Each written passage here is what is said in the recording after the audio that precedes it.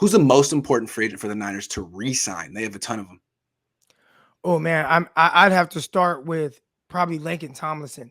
You don't want to create a bunch of holes across that offensive line. And Yeah. there's already a weird dynamic at the right guard position with Aaron Banks, and then you got Ben Garden. Like, who's going to play there? McGlinchey tore his hamstring off his bone or his quad or whatever, so you don't know what's going to go on with him. Right. So you don't want to create more holes on the offensive line by not bringing back a guy who essentially played at a Pro Bowl level.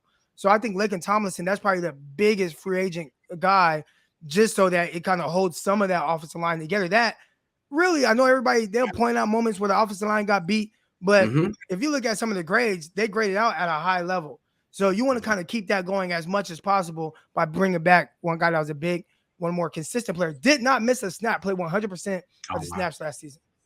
I'm not the biggest Laken Tomlinson fan. I think he's a little overrated. That being said, he's their second best offensive lineman. And if they were to move on from him, you can't give the job to Aaron Banks. I think that's why they drafted him, to give themselves some, options, but that didn't work out. Like, Banks needs to go prove it. You can't just move on from Tomlinson now in free agency without seeing Banks in training camp. So it seems like the only way to move on from Tomlinson would be to sign someone even more expensive that hasn't been here. So why do that? Right. So I'm with you. I think it's Tomlinson. And that's not to say, again, like you said, it's not like he's like great, but Greatest, he's solid, right? Like, he's solid. With him and Trent Williams, outside of him, your left side is pretty solid. Now, figure out the center, figure out right guard, figure out right tackle, but don't have to figure out 4 positions on the offensive line within the aging Trent Williams. That's not good. Like, for me, it's tough to say Tomlinson because I think DJ Jones is a better player.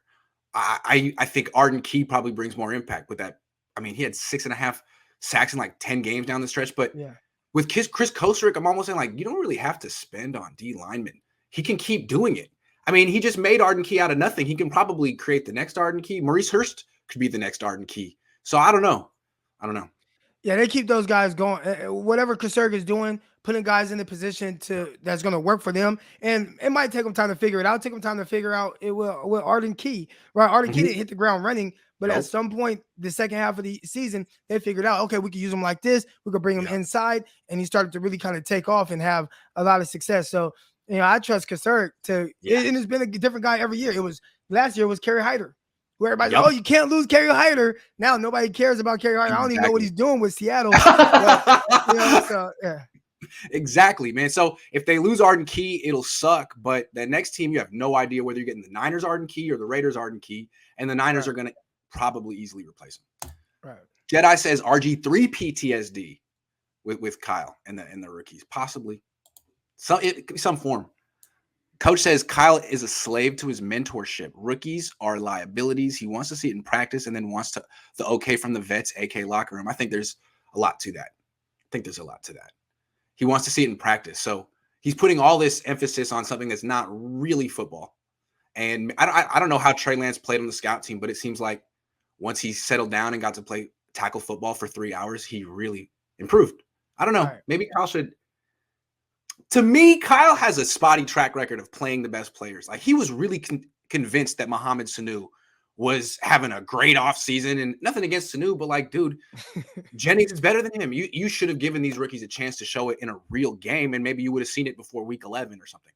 Or, I mean, even playing guys over Brandon Ayuk and having him split guys with, split reps with guys like Trent Sherfield, who you have no plans on utilizing throughout the year, but you're taking reps and snaps and targets away from Ayuk because of however you feel about him. So I think because Sherfield ran his routes harder in practice, probably. Yeah, Kyle could sometimes be his stuff, and he's good. He's a terrific head coach. He's terrific. But I do think he sometimes can kind of get in his way a little bit, his own way. It's like his decision-making process is crazy. And like, how do I decide who to play? Well, I want it to be fair. I want to base it on practice and stuff. Okay, well, that just led to you giving a bunch of targets to Mohamed Sanu for 6, 7, 8 weeks, and now you're 3-5. I'm just saying, Sean McVay doesn't make that mistake. All right, but that's a low blow. Gammon says trade Jimmy G, Debo, and Kittle to Tampa Bay and Green Bay for Tom Brady and Aaron Rodgers. Run a Wildcat offense with Trey as a running back. Croc is the GOAT. Loving the show, man. Thank you. I like that. Gammon's being funny there.